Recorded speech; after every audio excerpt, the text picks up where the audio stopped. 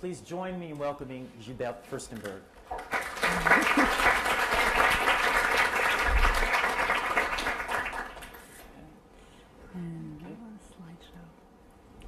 Thank you very much.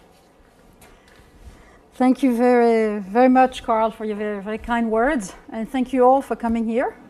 Such a beautiful day here at Austin. My first time at Austin, so I'm very excited too. And thank you for giving me the tour. My goal today is to present you with the Cultura project, which is a web-based project, which is designed, as you can tell, to develop student, and I quote, translingual and transcultural competence. It is a tele-collaborative project that is based on collaboration between two different schools in different countries. But a lot of what I will say also is applicable to the teaching of language, the teaching of culture in general. And I hope that you will be able to extract from my talk what is outside of the realm of the exchange itself, and think about what it means to teach culture in the digital age. So I'm a bit, okay. Far away. Okay, so developing students' translingual and transcultural competence. The reason there are quotation marks because this comes from the last MLA report. It was published in May 2007, and it emphasizes the importance of developing our students, and I quote, translingual and transcultural competence. And I continue with the quote. Not surprisingly, in red is all my own emphasis. Not surprisingly, the need to understand other cultures and languages was identified by Daniel Yankelevich as one of 5 imperative needs to which higher education must respond in the next 10 years if it is to remain relevant. And I continue with the quote. In May 2005, Senator Daniel Akaka made a similar point, and I quote, Americans need to be open to the world. We need to be able to see the world through the eyes of others if we are going to understand how to resolve the complex problems we face. And I continue, in the current geopolitical movement, these statements are no longer cliches. The MLA is prepared to lead the way in the reorganization of language and cultural education around these objectives. So this came out of the last MLA report.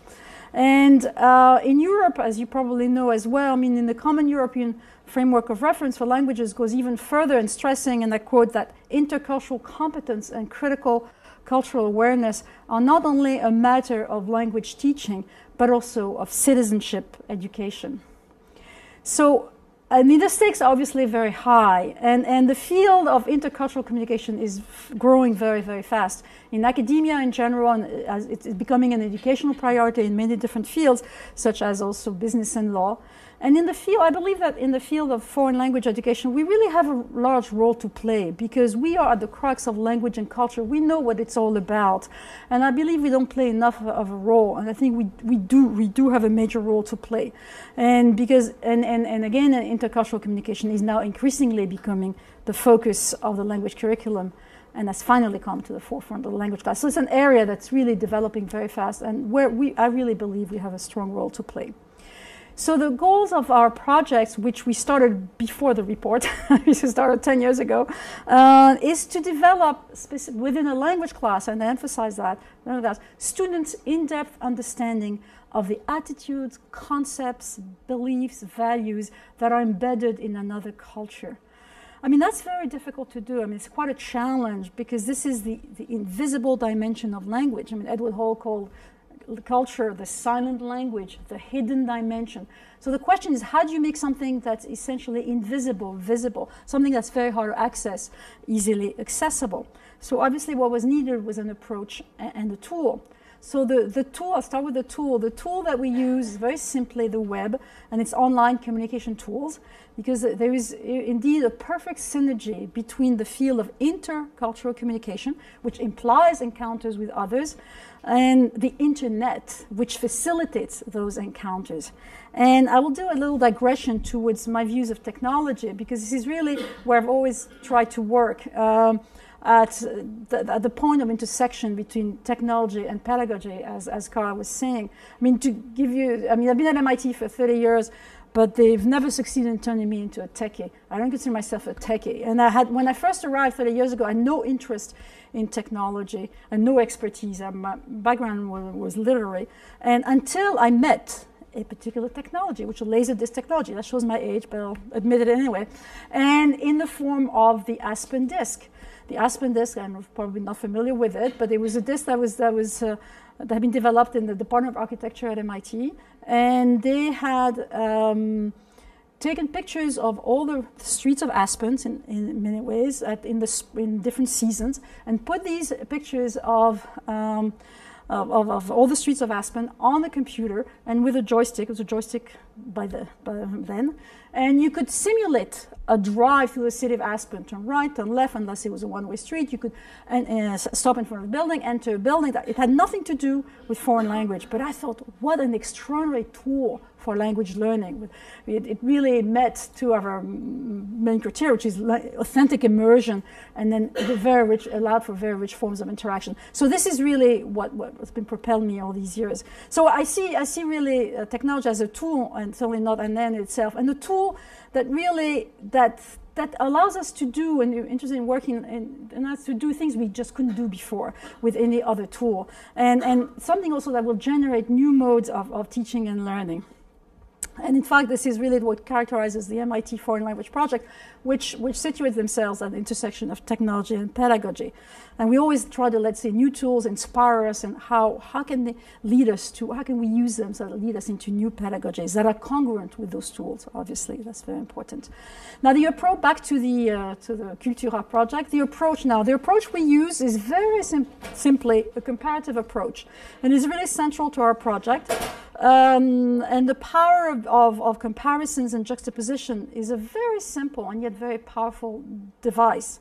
And I will quote Mikhail Bakhtin, the Russian theorist, social theorist, who wrote, and that will come clear as we go along, a meaning only reveals its depth once it has encountered and come into contact with another foreign meaning.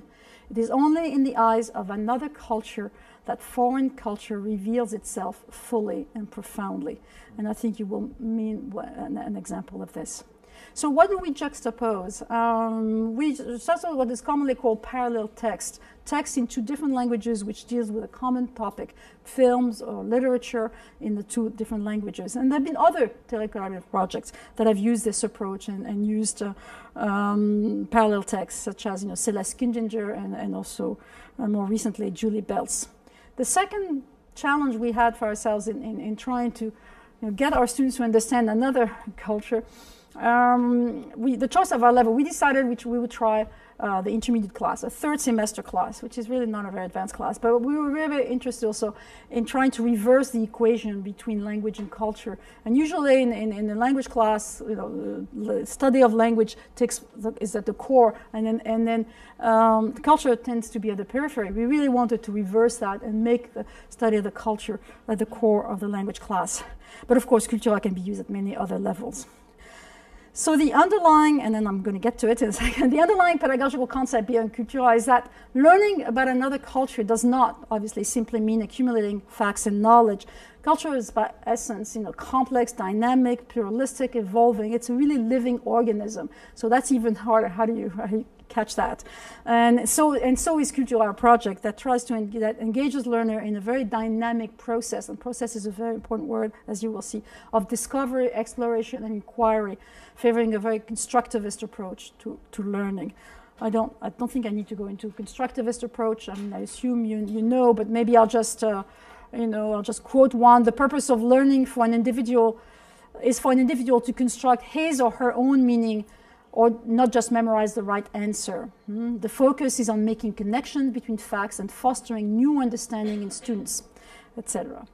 So the history of Cultura, it started 10 years ago. We started 10 years ago and I've been working in collaboration with two colleagues, Shoghi Varin, who's now at Brown, and Sabine Levé, who is at MIT, back to MIT. And it was started thanks to a 3-year grant from the National Endowment for the Humanities. And our first Cultura experience connected students taking a French class at MIT and students taking an English class at École Supérieure d'Aéronautique. We now moved on with different institutions now working with students at Polytechnique. And then, as Carl has mentioned, it's been adapted to other institutions and to other languages. So what is the Cultura? The Cultura environment is really a blend of in-class and online interactions. Here's this drawing. You have a class, let's say the MIT class, students taking an MIT class, a French class at MIT, who interact for the duration of a semester, not quite a semester because calendars don't have exactly for a semester, but for at least for about 8 to 10 weeks, with students who take an English class at a school in France. And again, we work with Polytechnique. So those students will look at a common website, which I will show you in a minute, a shared website. They will look at materials from French and American culture that are juxtaposed in us, will analyze them, observe them, and then enter in online discussion forums with their partner class. It's not just one by one, it's the whole class as a class. And then try and share their observations, make inquiries about why they view, the Americans view a certain way and the French view it as a different way. And then they will take their observations back into the classroom and to talk about them, what they've discovered through their online interaction. So it's a constant back and forth between the classroom and the online environment. But it's really, basically, we meet 4 times a week. And the French students meet only once a week for 3 hours. We meet 4 times a week. It really doesn't matter, but with a component, an online component. So what do students do? Well, the students decide to compare materials, as I mentioned, from their respective cultures that appear in juxtaposition on the shared website. And then they will exchange their observations about these materials via online discussion forums in order to try and gain an insider's view into each other's culture. So obviously, in such an environment, close collaboration is crucial between the partner, because you have a common calendar. You need to select the content, the task to give at the same time, what forums to open at what time. So it really requires close collaboration. But it works. One needs to work at it, but it works. However, obviously, simply connecting students does not automatically develop intercultural understanding. I mean, that's obvious, but it needs to be said. And that understanding has to be constructed around an approach, which I mentioned to you, the comparative approach, and be based on real content, which I will show you in a minute, as well as a solid underlying methodology, which I also will illustrate. And I think this is what Cultura has to offer, and I think this is why it's become a model. I mean, it's not the only one, but too many language departments are here and abroad. But again, as I mentioned at the very beginning, I think a lot of the materials and methodology that we use in Cultura, that's embedded in Cultura, can also be used for teaching culture outside of an online exchange. So let's go to the content of Cultura. Let's look at the website. This shared, are you following me so far? Yeah? Okay, so 2 schools, French students, American students taking French at MIT, interacting with French students taking English at the Polytechnique. So we look at here's the look at the Cultura website, and this is the shared website that they both access from their own institution. And I'll show you the itinerary and the journey that they go. It's basically learning about culture is a little bit like it's a kind of journey that one takes. So here is the journey in a way that is epitomized by this curve, and on which there are a number of stops, if you want, in the itinerary to stop. But before I go into those, here let me just point out two things. The drawing, this is not too easily recognizable, but this is Le Pont Neuf in Paris, and this is a Brooklyn Bridge in New York, and this is where the students meet, somewhere in the middle. And I also want to attract your attention to this quote by Marcel Proust, which comes from La Prisonnière, and which is eerily echoes what Senator Akaka mentioned that we read about. So I will read it in French.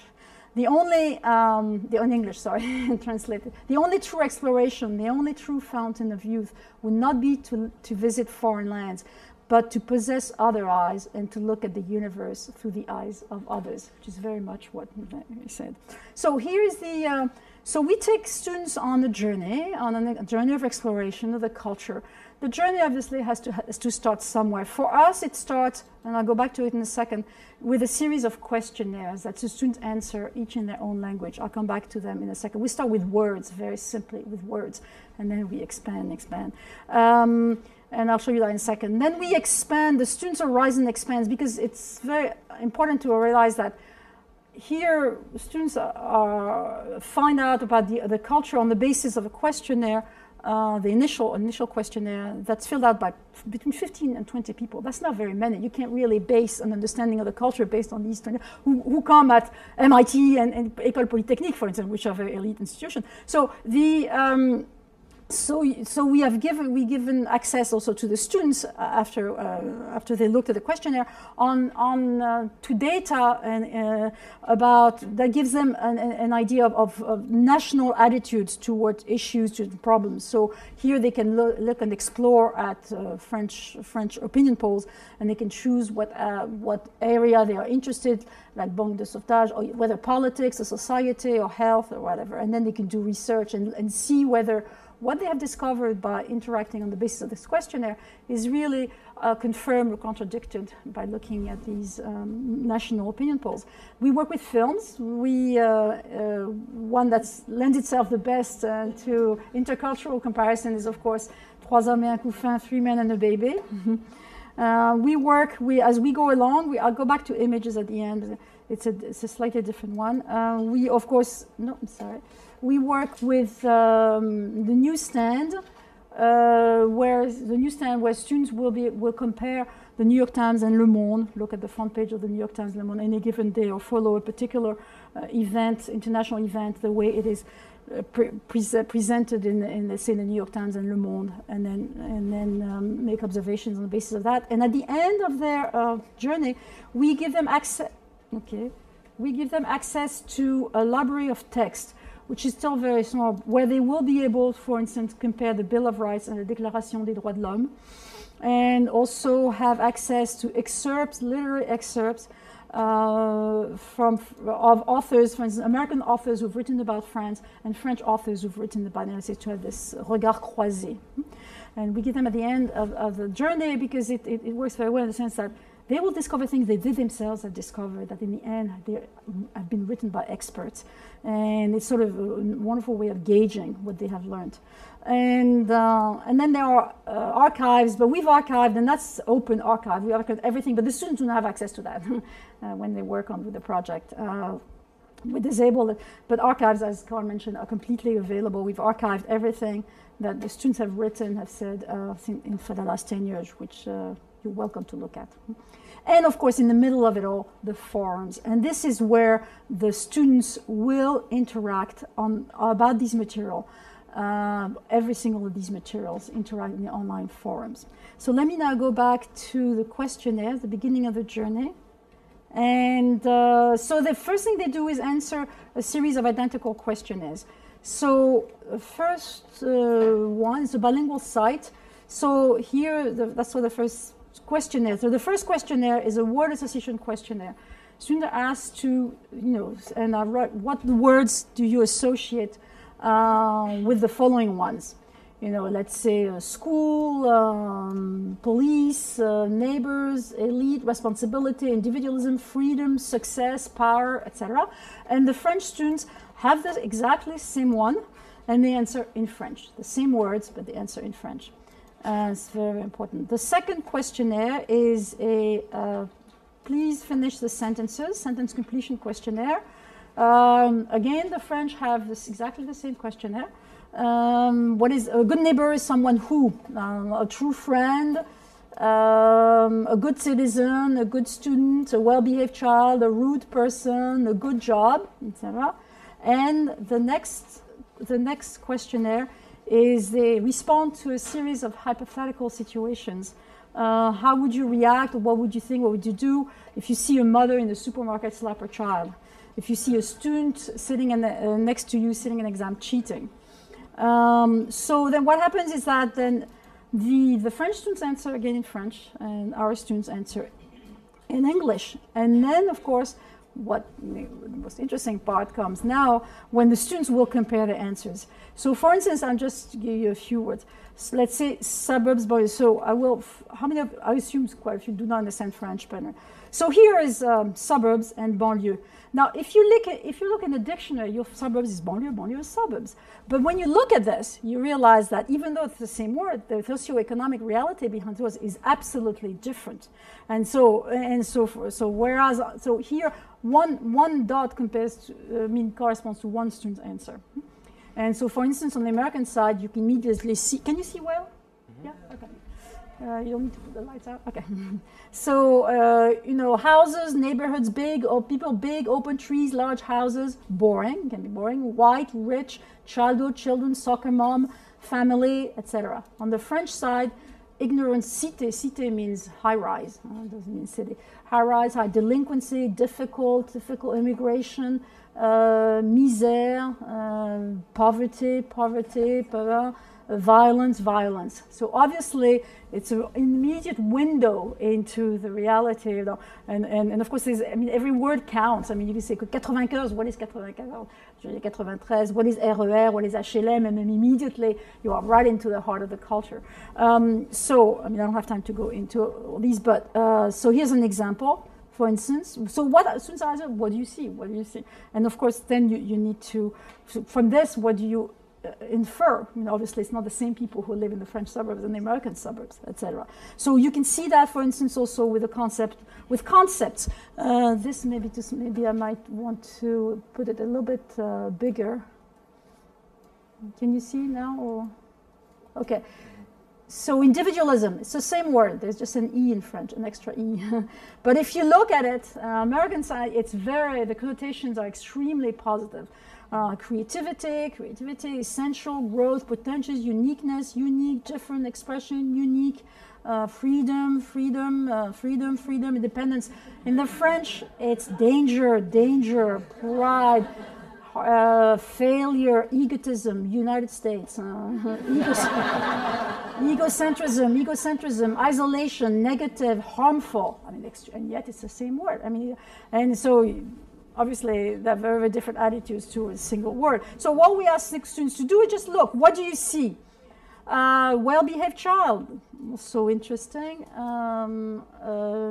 Bigger. Sorry. Yes. Make it bigger. If we had time, I would ask you to tell me what you see, but we have. Is that good enough? Mm-hmm. So here, what students will see very quickly is that when American students and I need to raise American students, because we don't only have Americans, we also have foreign students. But so when I say American, let's say MIT students, I should say, that when they talk about a well-behaved child, they often talk about it within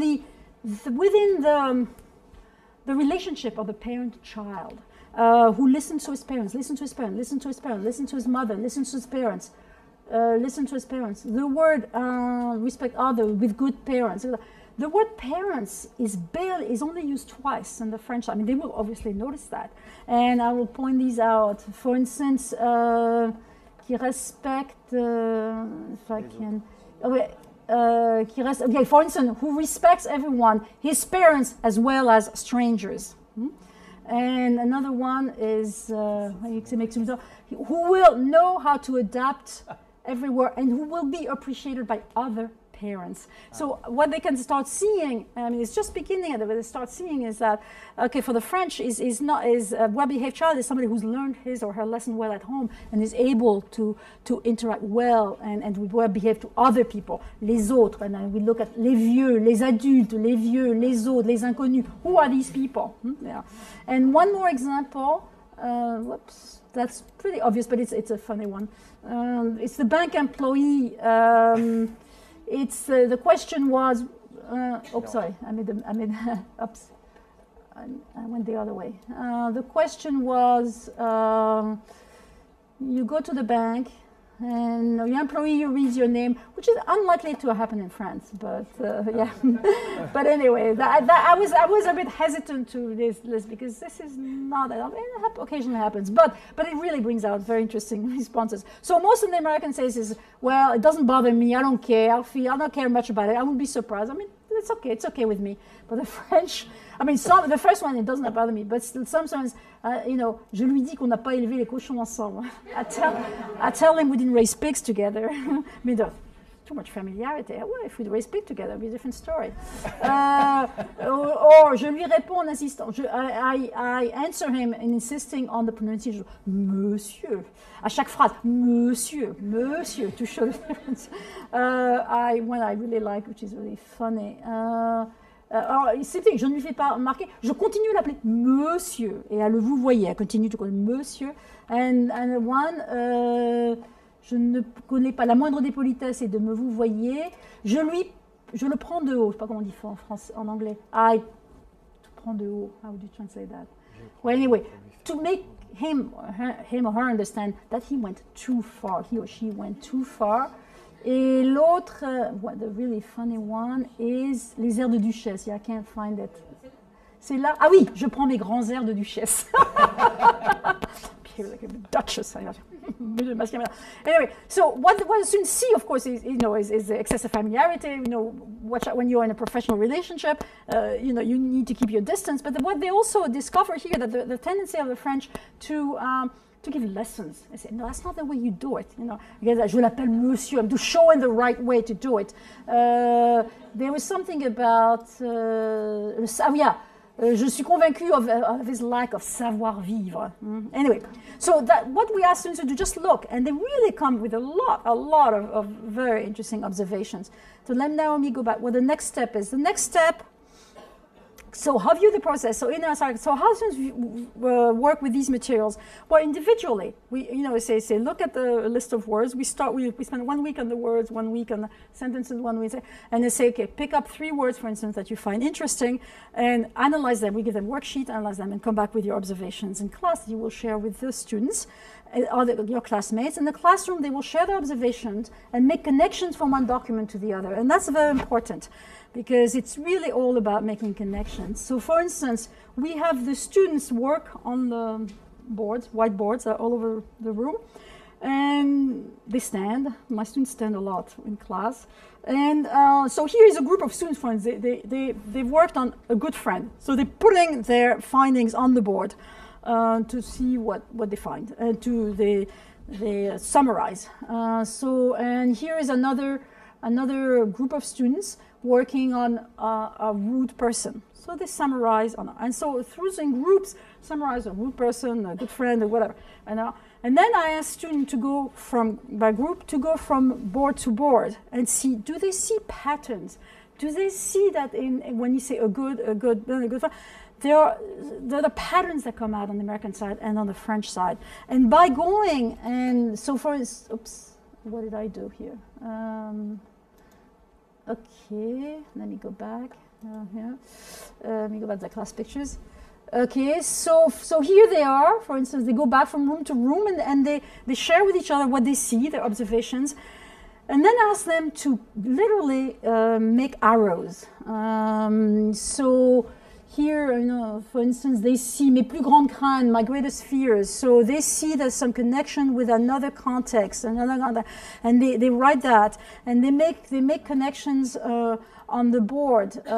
Here, I don't know, you can't quite see them, but you have arrows that sometimes go from one to the other and extend all the way across the room.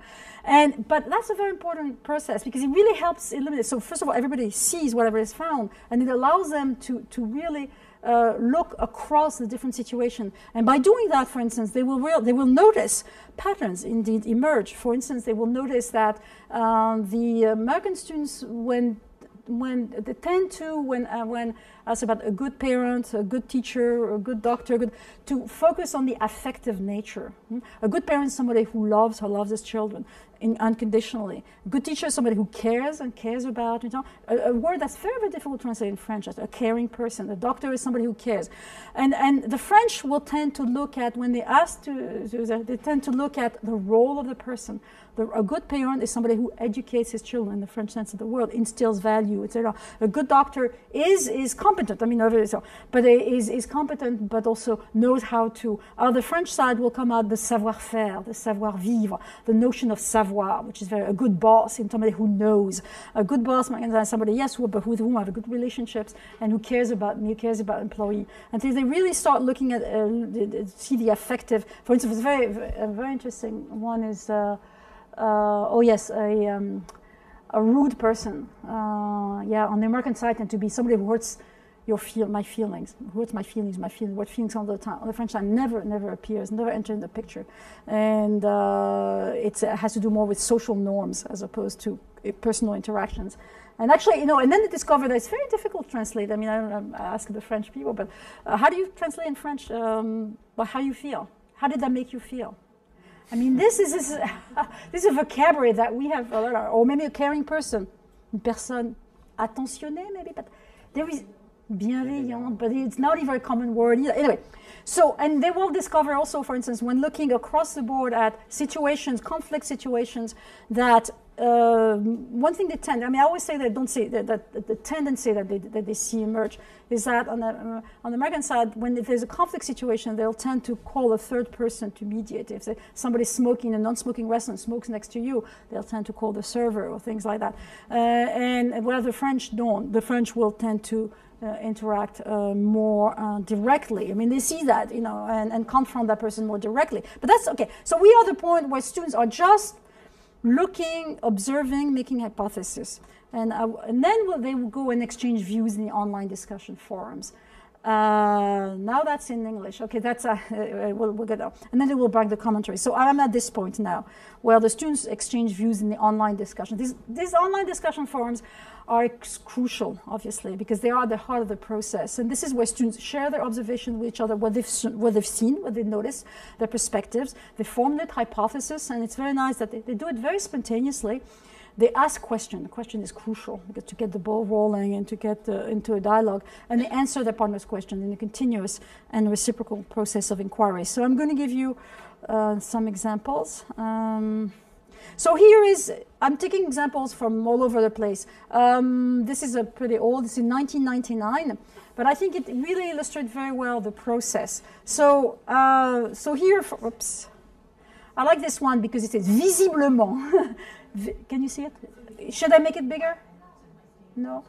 So yes, what's very important to understand, and that's a choice we made, a deliberate choice, but I'll come back to it in a minute, is that the students on the internet, on the online discussion for, as well as when they answer the question, is write in their native language. When I say native, not quite, because again we have some foreign students, but MIT students write in English, French students write in French, and I'll explain to you why in a minute. So Alexis, so here is Alexis, for instance, visiblement, visibly. I mean, it was obviously visible. You could see it. Our conception is not the same, is very, very different. And let me see if I'm taking a few. And they all, Amélie, the French, it doesn't matter who starts the dialogue.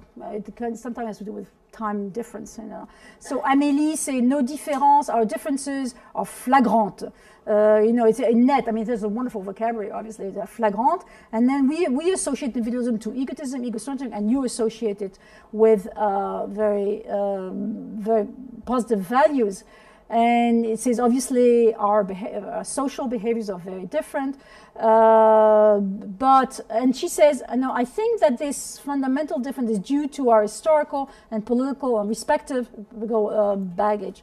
Individualism is for you a behavior that is méprisé, that is scorned at the expense, perhaps, of solidarity and teamwork. For clearly showing that for her, as a French person, she thinks that, well, if you're an individualist, you're automatically against teamwork. The two are incompatible. Solidarité, which is a word used by the French a lot. Michael will say the same thing. En France, il y a une connotation très négative, and manifestement, whatever. Anyway, no, I think, anyway. So then comes Catherine, the first American students. Hi, everyone. When I first, I felt completely shocked. The idea that Americans, hold so closely to themselves, scorned by another country. I mean, she couldn't believe it. And anyway, but then she explains, and she explains why, and then she tries to also respond to the questions of the student. For instance, she said, well, an egotist, for us, an egotist is also badly looked upon here. I mean, a foreigner is not an egotist, an individualist is not an egotist. And then she tries to respond to some of the questions. A few of you mentioned your group work as well. We believe that group work is a good thing. I mean, they respond to their, and say, and somebody else say, oh yeah, in fact, we are encouraged to work in teams, etc. And then she comes very spontaneously.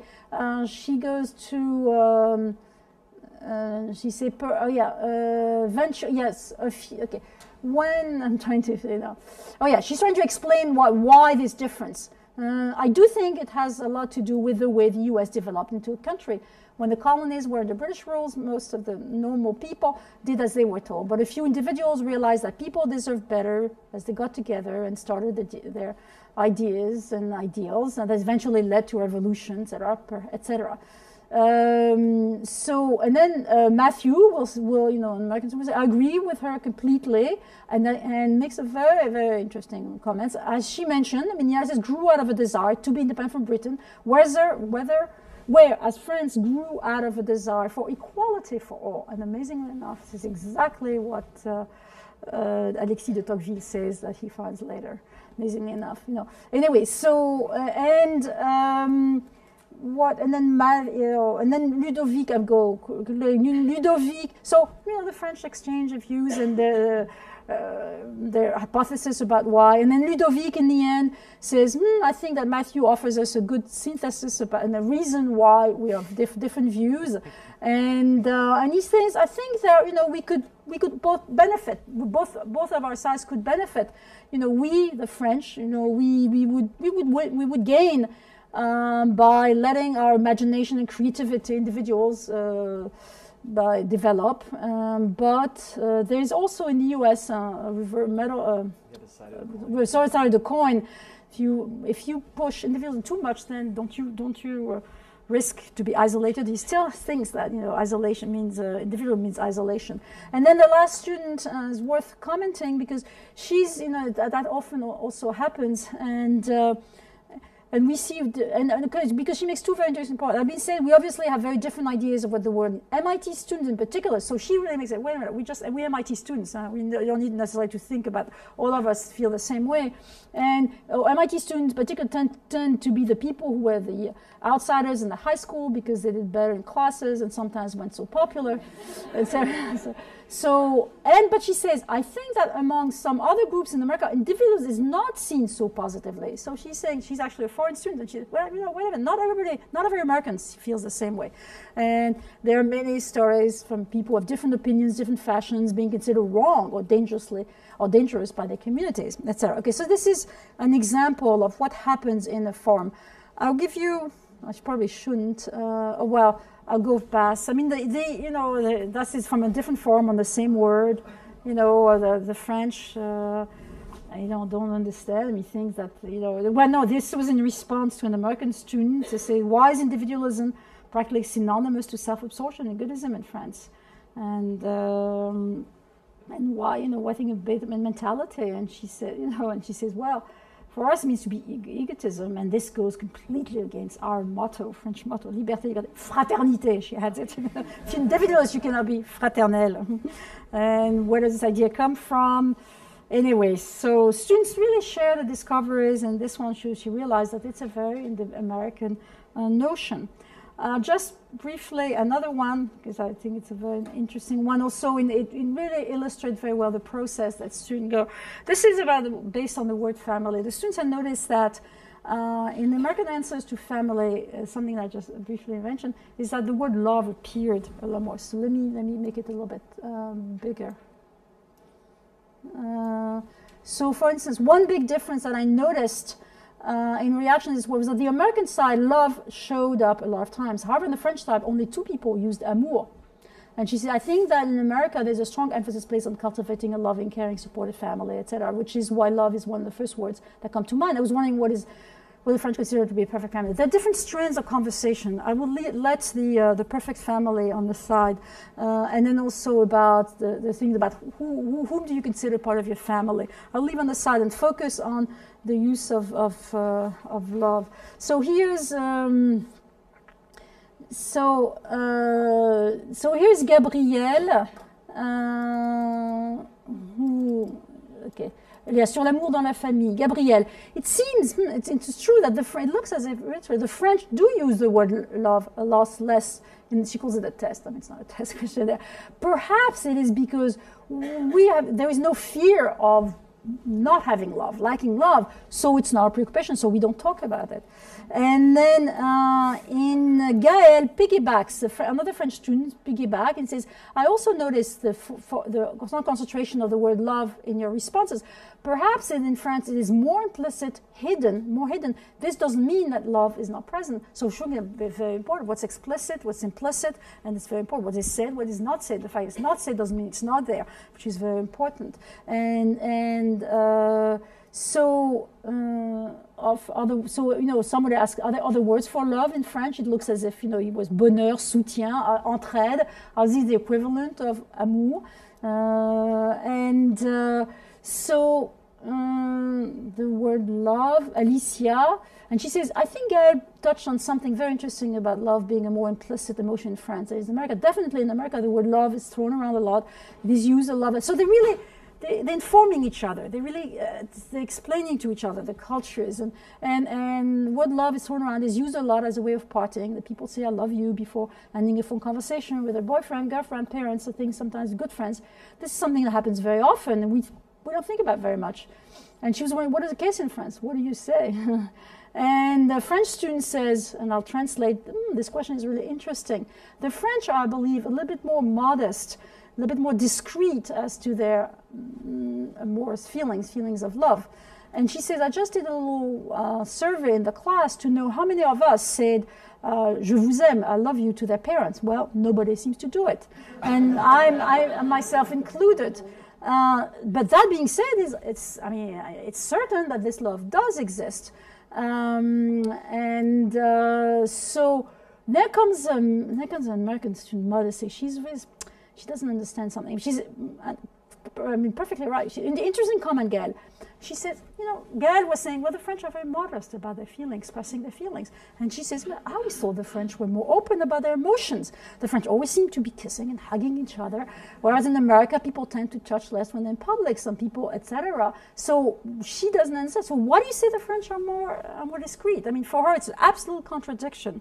And smack is the answer. So here comes the answer. The French are more modest in terms of their feelings, le fait de les clamer haut et fort, in terms of saying it aloud and verbalizing it and saying them aloud. But it's frequent, absolutely, to see couples kissing on the street. So she's showing the difference between the different ways of expressing emotions, verbalizing on the one hand, or showing them by your gesture, by your attitude, etc., which is also very, very important.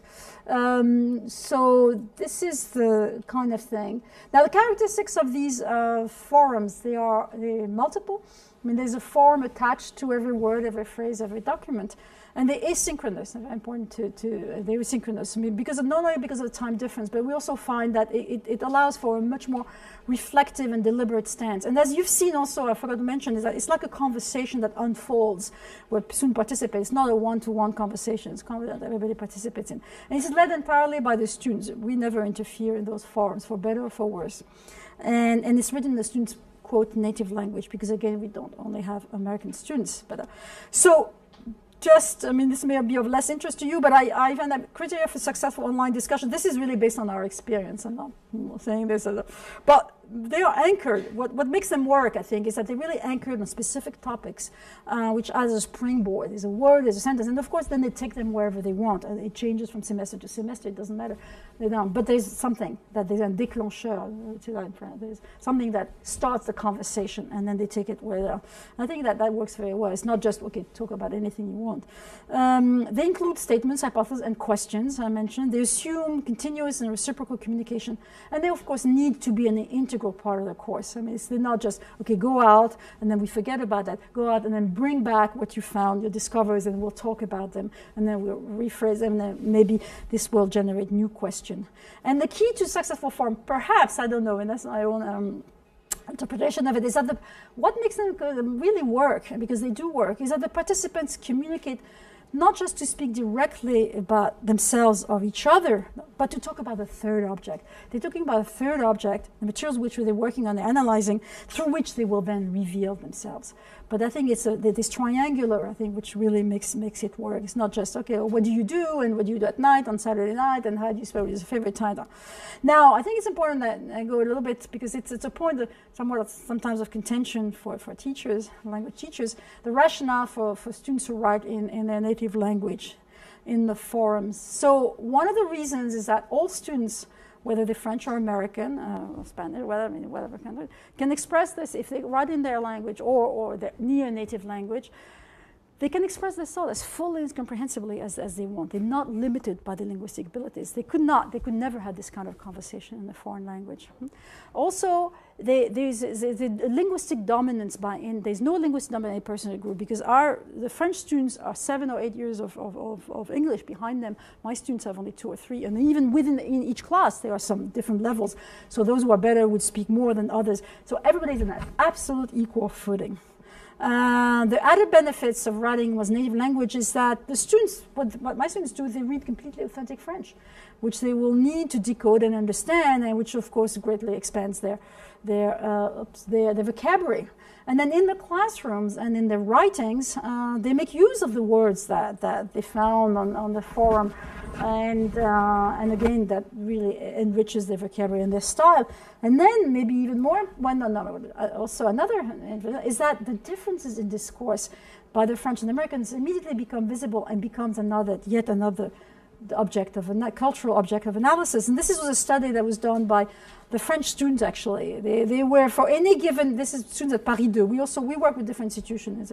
Paris 2. I always follow my partner, and she teaches in different, so Paris 2. And so this is a graph that was done by French students, a group of French students. They compared, so here the number of messages that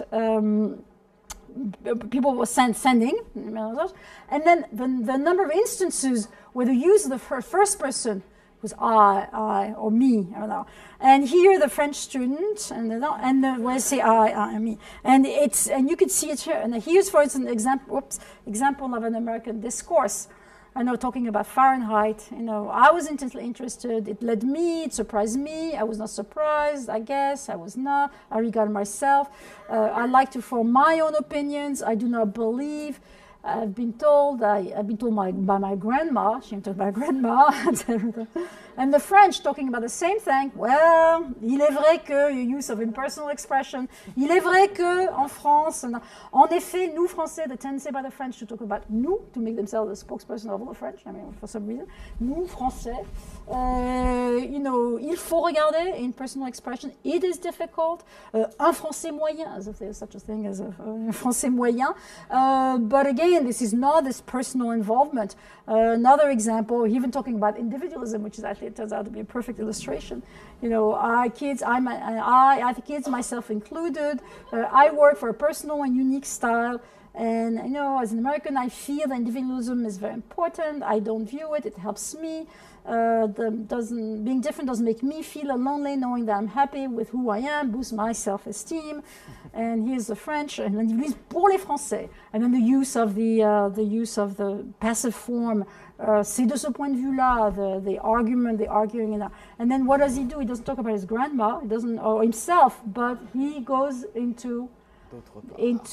So anyway, so quelqu'un qui d'autre part quelqu'un individualiste. So what does he talk about? He doesn't talk about him. He talks about individualism, what individualism means, and he says, I wondered whether the meaning that the French gave the word was the exact definition. He's looking for a very objective, so he goes into a dictionary.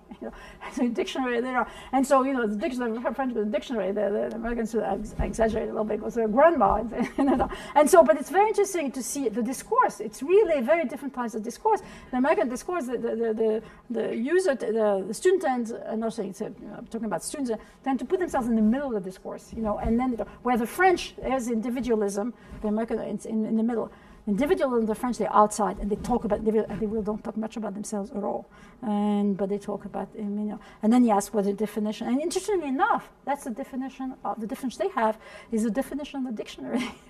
Ne considérer que son intérêt, tendance, only the second time.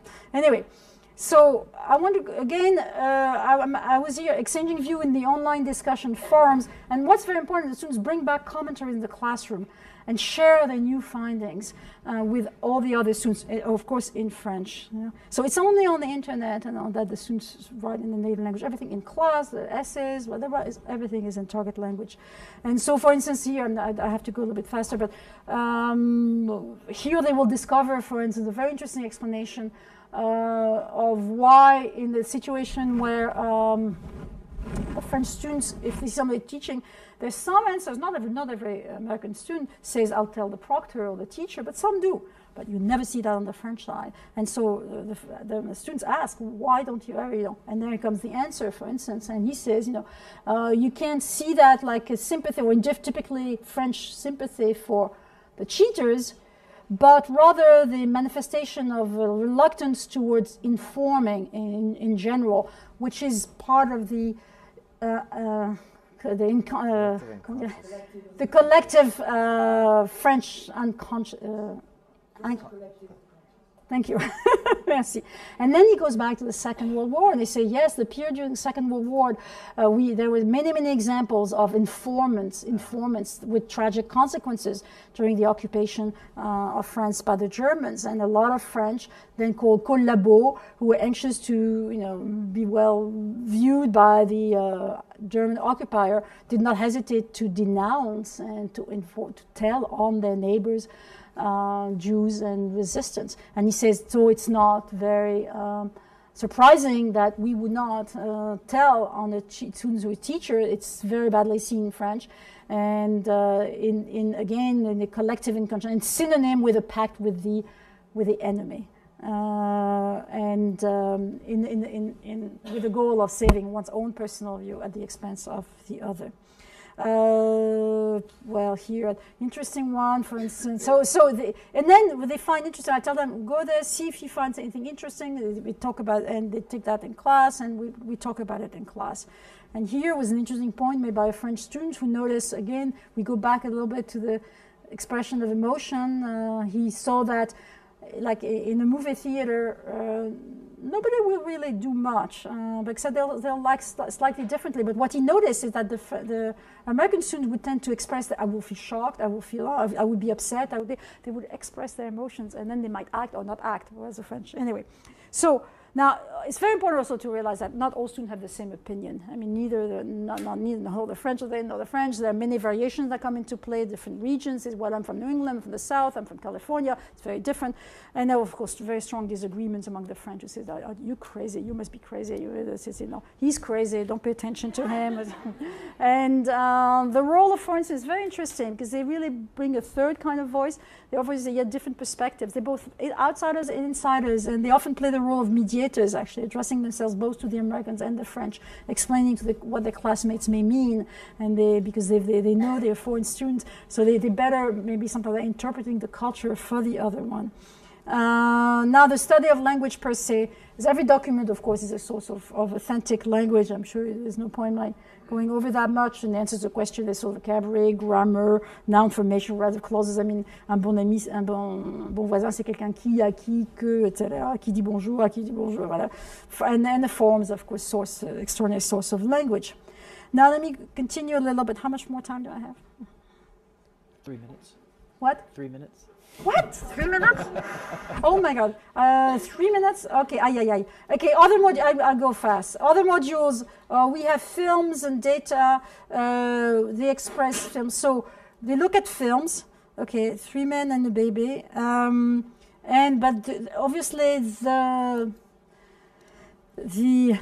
have to go by here. The conversations continue because they've watched the films separately, not online, but they watched them separately. And here is a very interesting, the frame model. So French film students remake Outside of Class. They compare the two versions and then exchange observations about the difference they've noticed. So here is an online discussion forum based on the comparison of the films. And here's Allison, an American student, MIT student, say, hi Sebastian, who's reacting to one a French student had said, hi Sebastian, because okay, what they're talking about is the treatment of the police is very, very different. In the original version, the French police is made fun of. The French police, they don't arrest the dealers, they don't know, and et cetera, et cetera. And so, and whereas in the American version, well, they arrest the police, and then the police is doing a good job, and the police arrest the dealer, et cetera. So she says, I'm surprised to hear that you think the French do not accept authority well. That is why you think the men did not cooperate in the French movie. And she says, when she goes back, just to show you, she goes back to the word association. In the word association for police and authority, the French responses were much more positive than the American. Also, I was looking at the opinion polls on the Cultura page, the polls that we give access to, although she looked for it. And one poll, she'd found one poll that asked French people if they had faith in the police. 70% said yes. So there seems to be a contradiction here. What are your thoughts on this? And respond by the French student, and which is the contradiction between the poll that shows that 70% of the French do trust the national police, and the fact, which is actually this was before the more recent events, you can tell, I'm sure, and the fact that in the French film the police is being circumvented is characteristic of the fact that the French always do the opposite of what they say in public. And so again, throwing in another term, but really providing an insider's view. What do you say? What you say is what you do is the same thing and not. They compare media, okay, they compare the New York Times and Le Monde, as I showed you. I don't have time to go into this. They compare texts and they revisit issues. And what's interesting is that, so they've read, let's say, a text by Simone de Beauvoir, L'Amérique au jour le jour, and here is, for instance, a typical number 5, Samia. She says, for instance, well, so we've been brought back to the topic of how we react to strangers, whether or not we're initially willing to smile.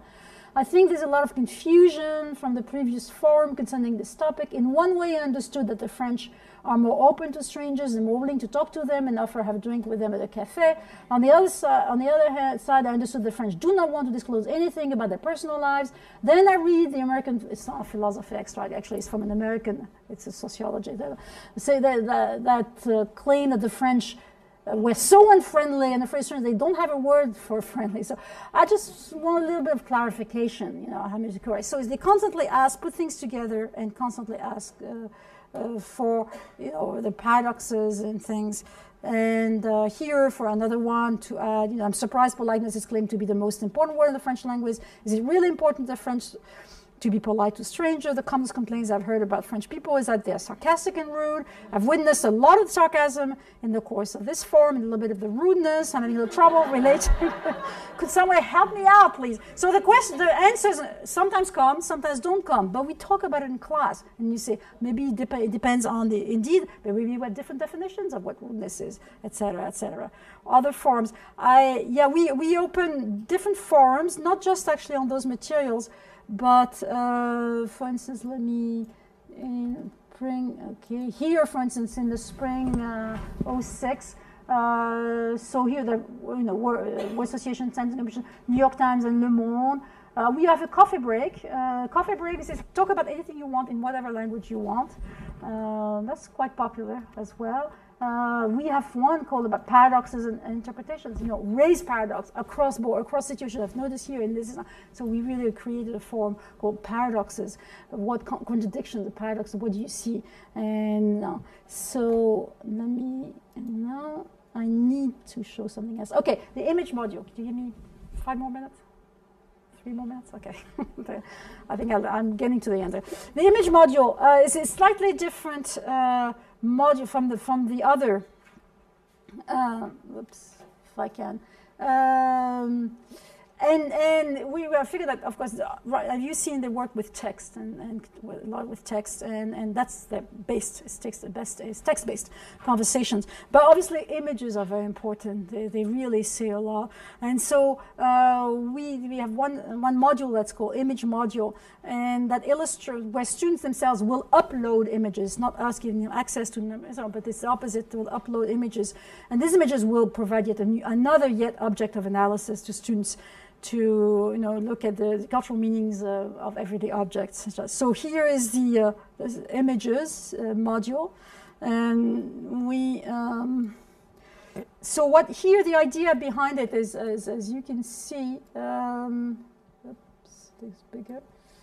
The idea is the concept behind images to allow students to illustrate their respective cultural reality and exchange views about them through images. And so the students themselves, they form dyads, they form groups and across the ocean, and then decide what they want to illustrate.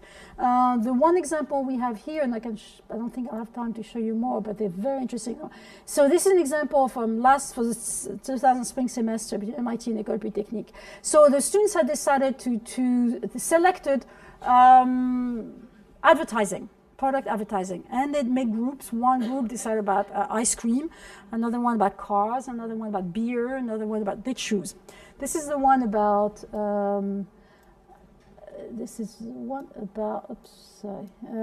ice cream. So what the students do, they will upload the images, and they also put a text. Every image has its own form, online form. That's the description of the image. So here, family, kids. So let me go back here. An important area of advertising in the U.S. is that which utilizes the family images, the products, family large obsession, etc., etc. So here, I just picked those three that the students put in, and here are three pictures taken by French student about ice cream, pictures of ice cream. And as a way ice cream is advertised in France, and with text, and then the text about les femmes, three magnums make the shape of a woman's body. Of a sexy woman's body, and then what students have the possibility of juxtaposing themselves. Interesting juxtaposition. and then they have forums on these, based on these juxtapositions, which they create themselves. So for instance, here's the French student starts, and she writes, okay, she explains why she thinks the French publicity is very good.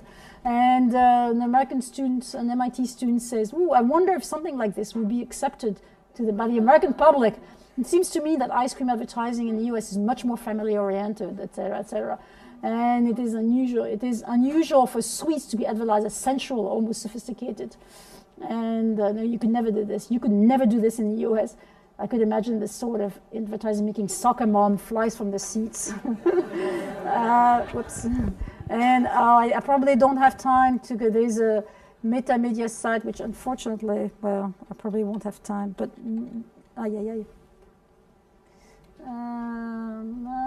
where we could see very interesting pictures, I must say. Here we go. It's very fast. So here's the advertising project, sorry. And, cars, for instance, I have to show you cars, for instance. I don't know what's not. Oh, it should be. Okay, advertising. Sorry, it should show. Oh no! I hope somebody hasn't played with that. Oh, well, let me. Oh yeah, there they are. It's a bit slow. So for instance, so they can put video for video tubes. This is. Okay, it's a bit slow in coming. I'll get some more. Oh yeah, here's for instance, it's a very interesting. Here's an ad for a car, and the American students wrote.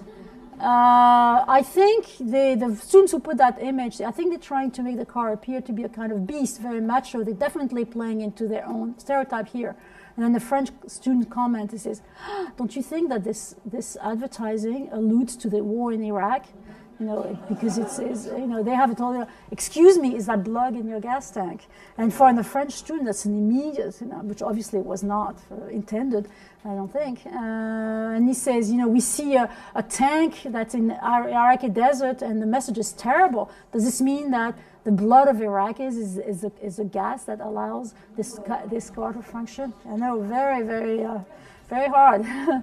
And but they are very extremely interesting. You could see the points of view, the different cultural points of view. Photo projects. No. There's one on coffee, which is very good also. Anyway, I don't have time to go. I need to go back. So I need to finish. And so is there an end to the journey? No, I can go on for another 2 hours. But anyway, no. Obviously, we're not asked the student to come to definitive statement about the other culture, but it's a process in which students, are involved that requires them to keep suspending judgments and be ready to revise them, question them, expand them, refine them in the light of new materials and new texts they're looking at and new perspectives. And Simone de Beauvoir, that's what she wrote when she first wrote her book, De l'Amérique au jour le jour. I want to let you know that no isolated piece is definitive judgment. It's the accumulation of what I know that forms my opinion. So I probably don't have time, but I can go into how do you evaluate students' cultural understanding. Obviously portfolios, we have them write what they discover every week, what they find, what they learned, what surprises them, and anyway, and last minute, and what lessons? For us all, I think we're very far away clearly at the time when the teacher was had the monopoly of culture, and we're the only voice of authority. And culture, was reduced to a checklist of facts, and the teacher was teaching culture. But now, of course, it's students who are the center of the learning, who put, they add in the middle of a great variety of materials. They gradually construct their understanding,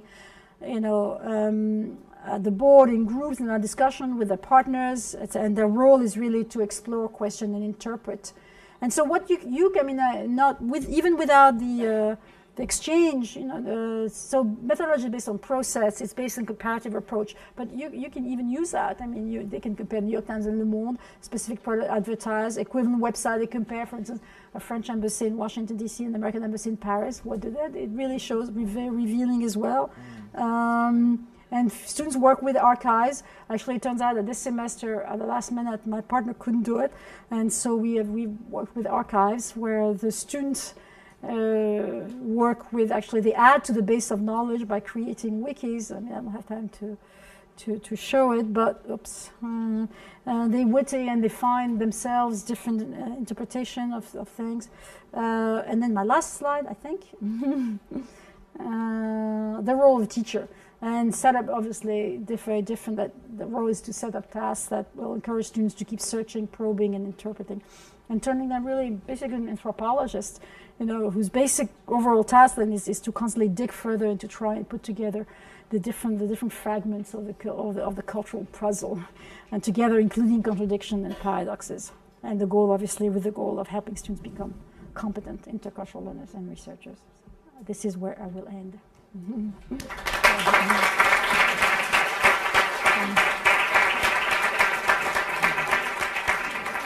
So I'm sorry that I've taken more time. I know. A little reception. Yes. But why don't you take 1 minute? Somebody asked me about how do you evaluate. Yes, and I'm sorry that I really escamoté.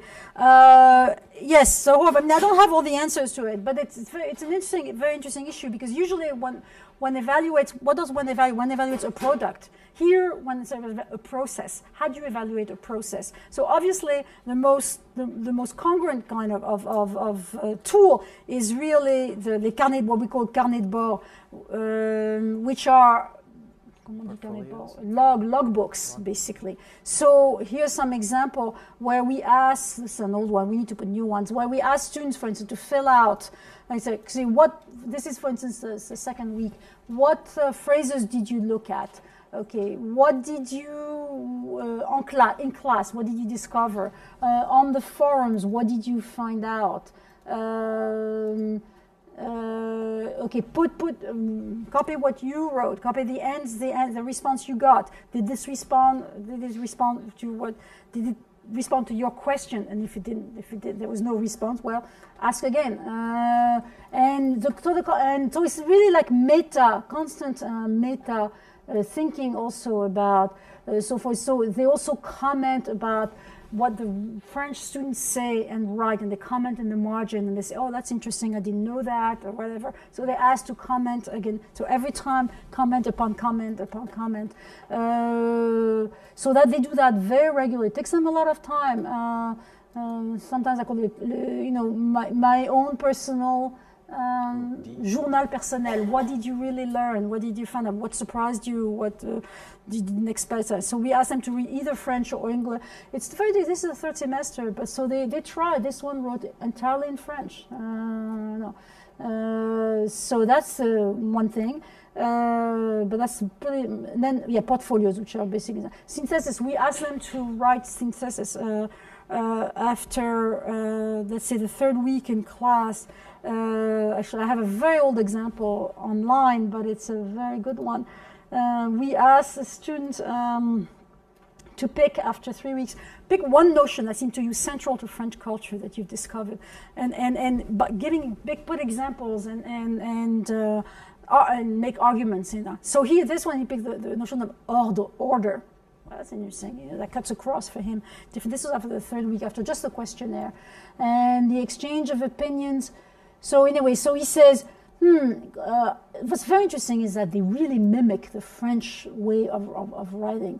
En contraste, en évidence, en contraste, one does really say that en fait, c'est vrai, de plus, c'est très, they mimic by now. And for instance, he will say here, but that, he finds that life of Americans and the French, that the French are much more organized. So he talks about, for instance, un aspect très important in personal life. It seems that there are separate categories of relationship: family, friends, copains. I don't know if all that was a difference between friends and copains, but the French make a difference, les amis et les copains, les neighbors, connaissances, and they don't want to mix these different categories. And it's really interesting. It goes back to he discovered, without knowing it, on mélange pas les torchons et les serviettes, which is a very French expression, but he doesn't know that, but he really basically discovers it here.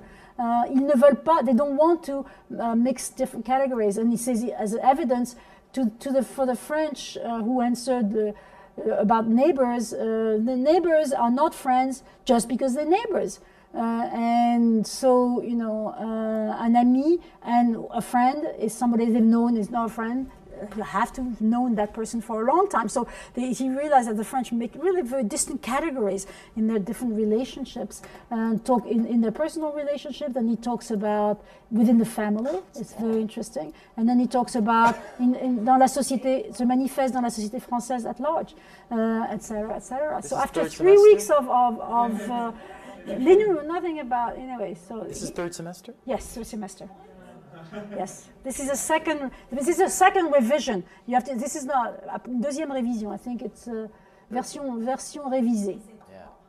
Non, c'est l'essai number 3, but it's version révisée. So it was revised. Yeah. Gilberte, how many? I know this is Cultura is in other languages, and I know that people here from different languages. Yeah. What other languages now are doing this? Italian, Russian, Spanish. I can show you briefly. I have here the Spanish Cultura at Barnard, and it's very interesting. Is Cultura between Barnard and oops, I'll tell you. I don't know what I did, and the university. You can just click on that. Yeah. I don't know what I'm doing here. It's why my mouse? Why I can't get? I don't seem to be able to get the mouse under. Can you touch on below touch this? Oh, yeah. No. What do I do? I'm sorry. You broke it. Why is it? Yes, I broke it. Okay, here we go. But how do I make it bigger? Now it's within this window. Do you know how to? Oh, you don't see what I? Yeah. Ça va? What about? What you're reading from. Oh, this is fine. Well, this is fine. Okay, so no, but I want to go back to where I was. Okay, let me go back. Okay, let me go back here. Okay, here we go. Okay, Topicas, Thomas. So here, temas, like Spanish culture, and then you have here the so for instance, patriotism. So this course is also no. open as well? Oh, he gave me the, it's funny because I saw questionnaires. Okay, yes, so, oh, so he gave me password, I think I remember it, but I think this is,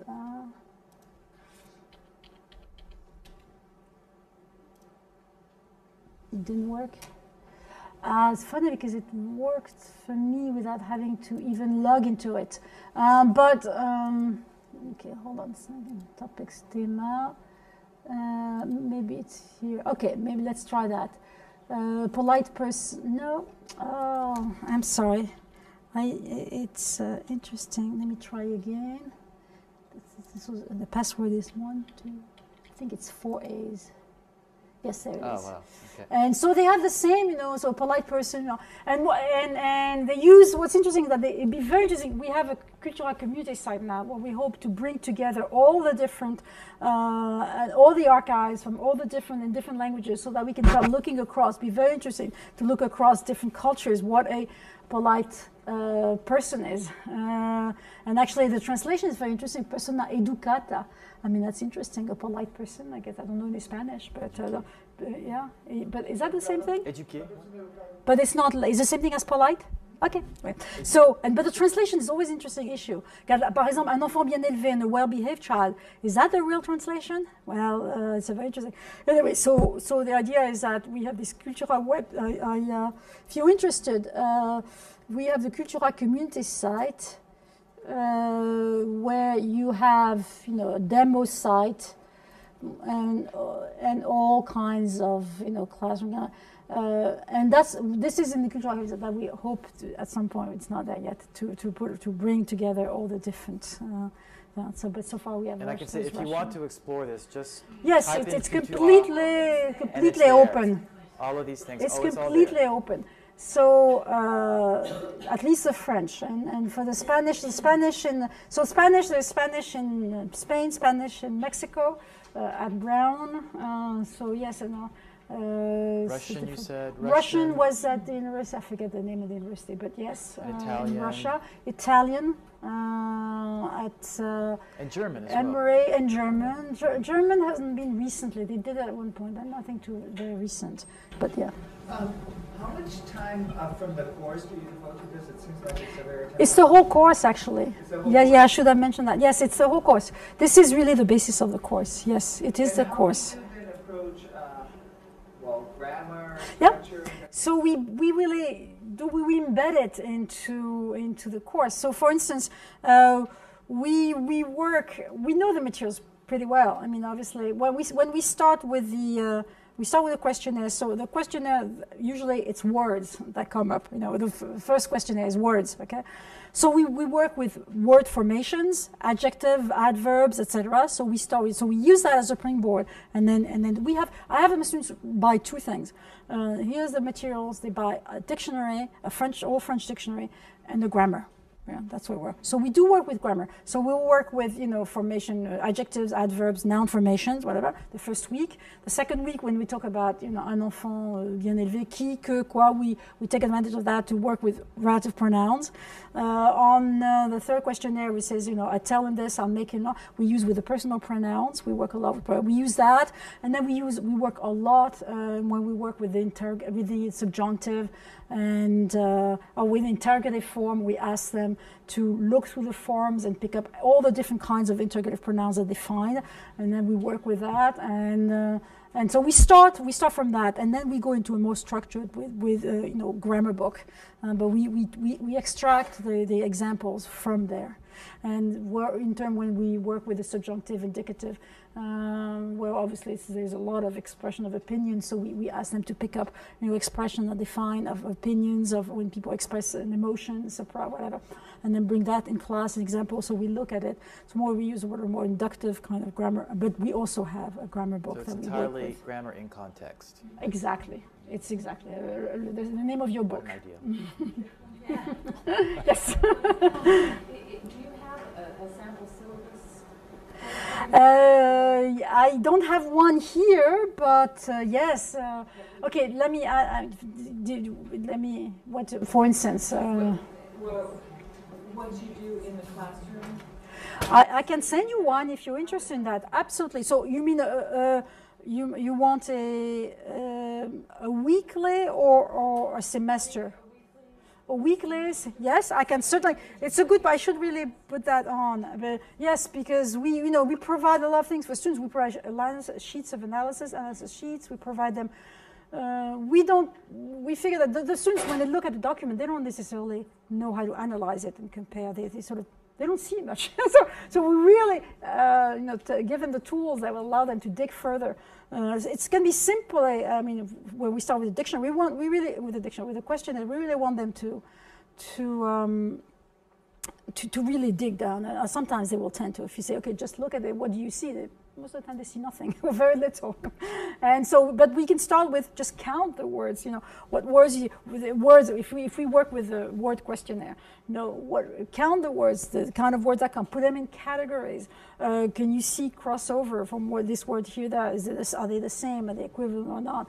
What words appear on one side, not on the other? This is also very revealing, etc., etc. So we give them very specific things to look at.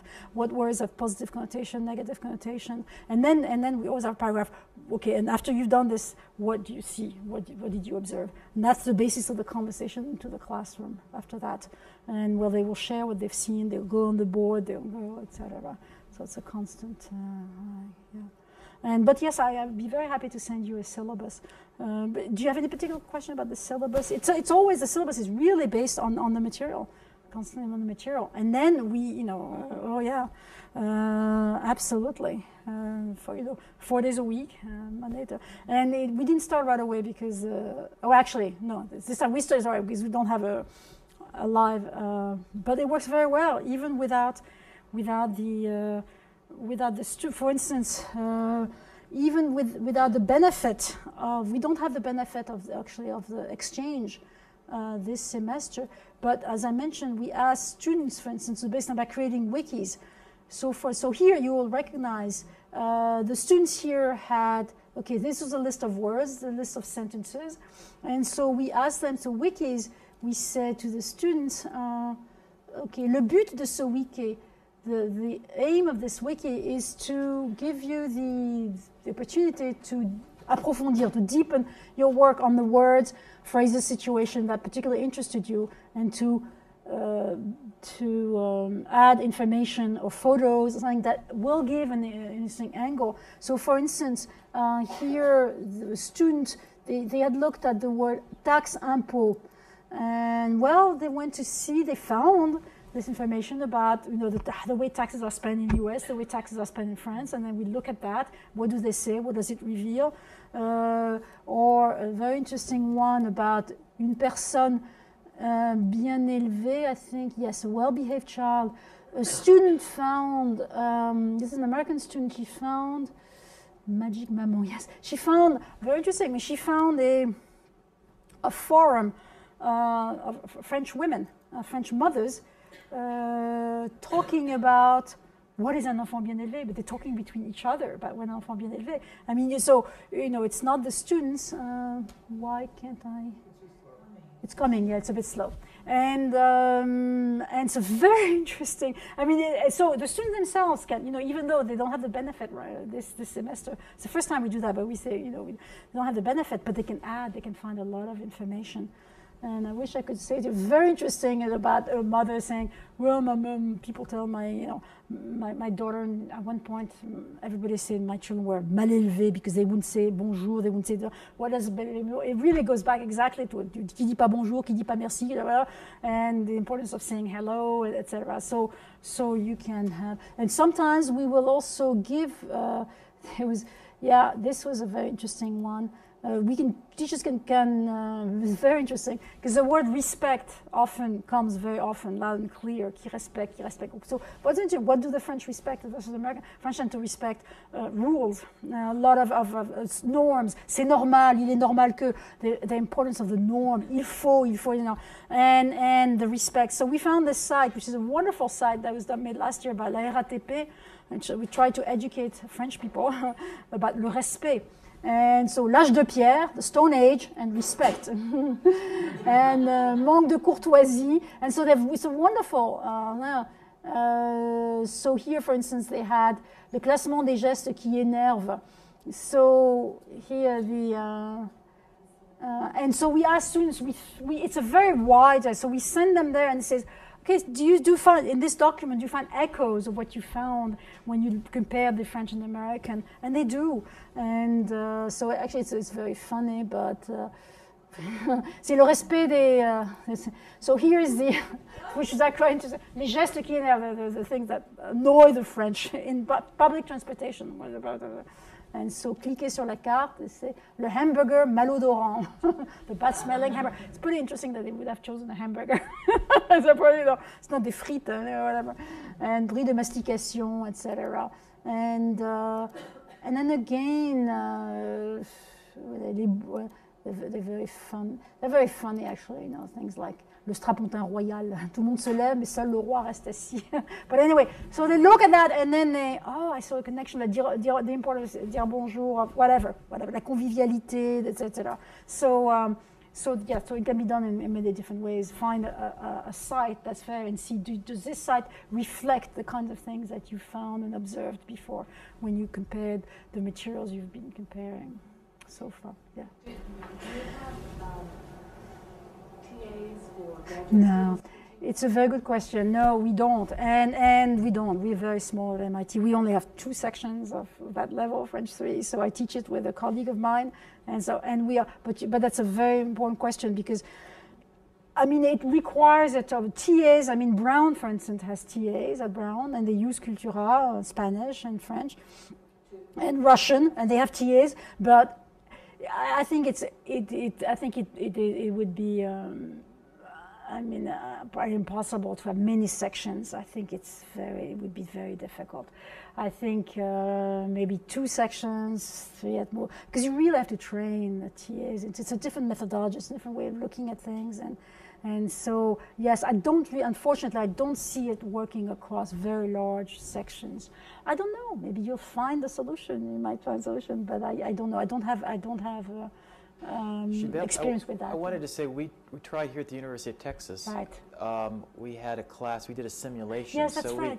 We had the French graduate students in our program who were acting like the French informants.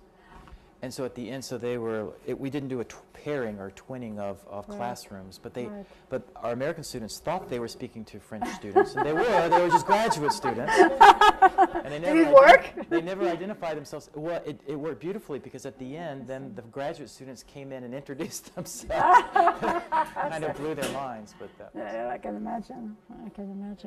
But yes. You mentioned, I'm not sure if you said that you have a colleague in France who was teaching the same course, and that's how you got together? Well, I have my partner, because it is, it really requires a partnership of somebody who teaches. He teaches English, and so I followed her because she's good. I know her, but how did you find her? Okay, it's pretty much serendipity. It's not easy because at first I had another partner. He was French, and he was. It didn't work too well because I mentioned to you at lunch today, he was so concerned about what his student was saying, that they were giving a bad image of France, that he wanted to tell them, no, tone down, And I said, no, if you do that, that's it. Let the students censor themselves. Yeah, sometimes we'll say, French students, again, I know pretty much much more confrontational than American students. I'll say things like, God, I hope not to an American student, I hope not everybody's as naive as you are. They allow themselves this and my students are a bit taken aback by that. But then very often I find that there is either a self-imposed mentoring monitoring, or by the other students. Okay, you keep quiet, don't pay attention to him. But anyway, what was your original question? How did you find Oh yeah, I found her. Okay, so I had this original one, and then it's really somebody mentioned. It's not easy. I tell you, but it's crucial. And what works well is she's my exact counterpart. She's an American living in France, who's lived in France for many years. So somebody was asking me the question, how did you come up with those questions? The question at the beginning, while we was together, because we both, live and work in these two cultures, and so we know them very well. So we figure, but we change words every not all words, but we add new ones, take away old ones. So together. So yes, so it's not easy because you really need to find someone who's it doesn't have to be. She doesn't have to be the exact counterpart, but that's less crucial. But it's someone who adheres with the same teaching principles and who has the freedom to do that within her. And in Europe, if we're talking about Europe, it's not as obvious. It's not as certain. So it is difficult to find. Yes, but personal contact is really the best. For instance, at Barnard, I think they had an exchange or something, and they went with somebody. So I guess the institution in France that would participate, would they have to have a similar syllabus? No, that's a very good question. No, not at all. Actually, it's very interesting. No, not at all. They not in the syllables, but they would. Well, it can create some problems. It has to be the basic of the course, though. And sometimes it is not. That's a very important point. Sometimes it is not, because actually and it was not a good idea, and my partner decided to teach this with a class that was also at the end of the class taking the TOEFL. And so, wait a minute, it doesn't work. And so she had to choose which class it would work best with, because you're right, it doesn't work with every class, and every class doesn't have as much freedom. But what's interesting, though, is that even though they are very different levels, what she does in the classroom is a bit the other side of the moon for me. She can do very, very different things in the classroom with the materials. For instance, they do a lot more semantic kind of field work with semantic words, semantic networks. They do a much more advanced kind of work, and that's fine. And I do a lot more grammar than she does, for instance, because the students are more advanced. So what happens in the classroom can be very different, but it has to be the major component of each course. Even though there may be other things around, it has to be. When it is not, then it becomes problematic. You're right. Yes.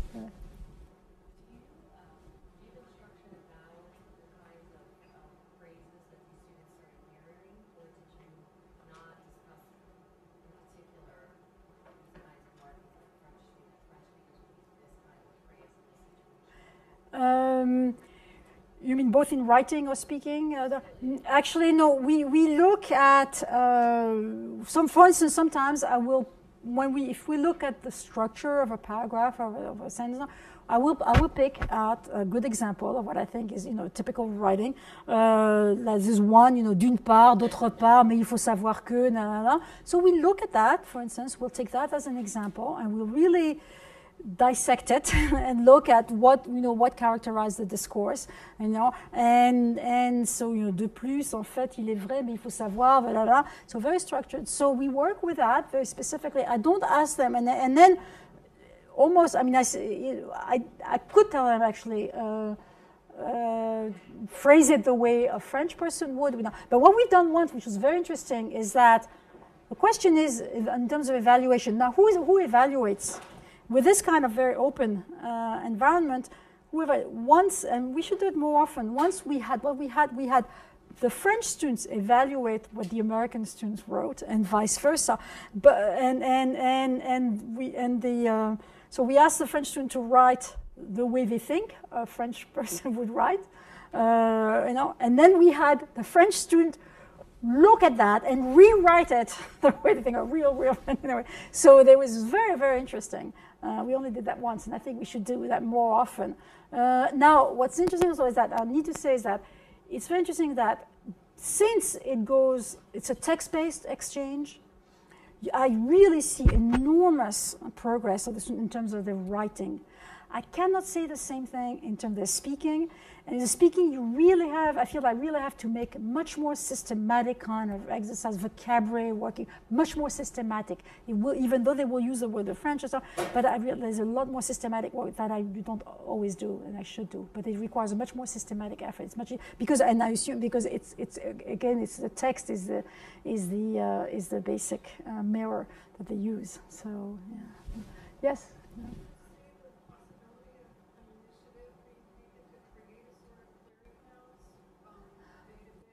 Yeah, oh, absolutely. Absolutely. I mean, this is a bit the goal of the Cultura community, which is really brand new. It doesn't have much yet, but these things. We have actually a tool also. What is Cultura? So what is Cultura? The methodology, there's FAQ. Pedagogical questions, we have everything there. Pedagogical question, other basic principle, then, what language is Cultura, when is a native language used, what is Marwa as a teacher. So we have an FAQ, technological questions, we have creating an exchange, teacher's guide, Cultura tool. That's a tool that's brand new as well. It's a tool that allows you to automatically create questionnaires. It doesn't exist yet in Arabic or Hebrew or Chinese and all, but we're working on that. And yes, and then there is a teacher's guide, a very detailed teacher's guide about introduction. What is it? First stage modules for what is the purpose of this guide? So we have a very, very detailed. But yes, that's exactly our end dream in a way. I don't know whether we'll ever get to it. Hopefully, yes. Hopefully, yes. Yeah. Oh yes, absolutely. Yes, for instance, we have a discussion board. And it's really not au point yet, but Teach Pedagogy Methodology Classroom for finding partners. So everybody's looking for partners, but we find a lot of people looking for partners, but no, no people offering partners. Yeah, okay, last question. Okay, yes, that's right. I think this is a very fascinating project. Mm-hmm. I was wondering in those forums whether French students and their American counterparts get a somewhat limited point of view and limited impressions. I mean, for example, I teach German here. Yes. And at least our German students, and that might not hold true for other languages, or students that take other languages here. But our German students, they are typically a very homogeneous group, so they are white, middle class, they come from a background that, like, their parents value education and so on and so forth. Absolutely. And I think if I did something with my students like that, it would really perpetuate their impressions, myths, stereotypes of middle class, white American society. Right. So do you have a more diverse student population, or do you typically we have quite a diverse student body, but more certainly than the French do.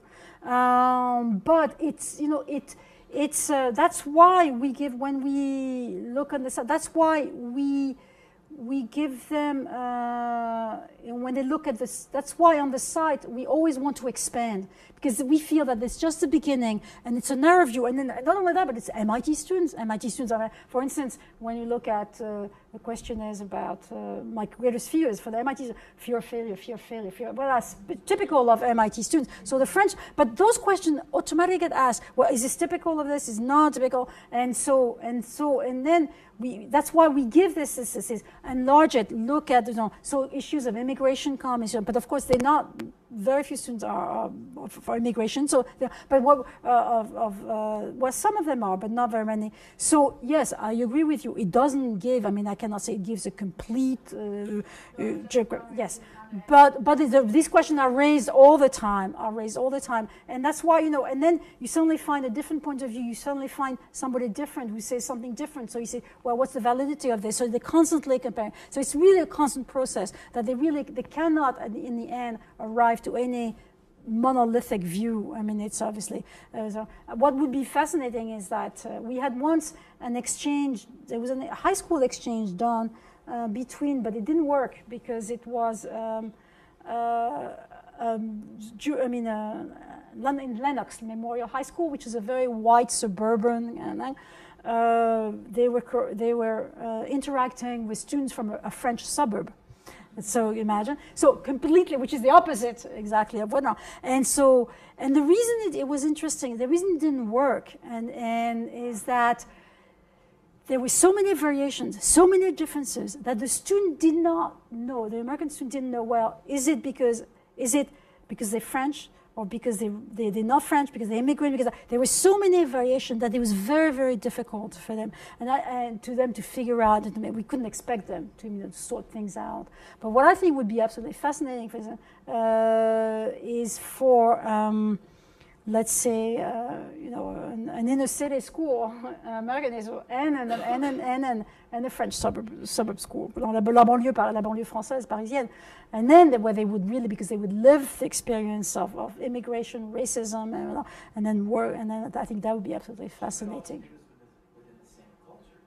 Oh, absolutely. You're absolutely right. Within the same culture, and then you realize when you were absolutely within the same culture that you, in fact, you have enormous variations. I mean, there is, geographical variations. Absolutely. But these issues always come together. They're not necessarily answered, but they come. Well, is this because you are this? Is it because? Is this because? So the issues, yes, they're very much aware of that. They're very much aware of that. For instance, if you answer the word police, and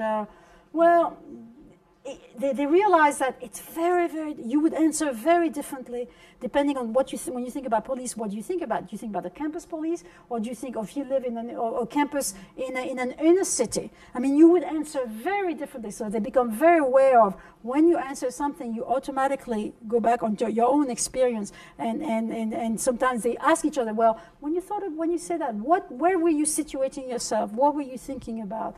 And so yes, so these things come. The questions are constantly asked. They're not necessarily answered, but they're constantly asked, which I think is important. I need to stop because the video guys. I'm sorry. Yes. I want to thank everybody for hanging in here until 6. Yes, thank you for going way beyond.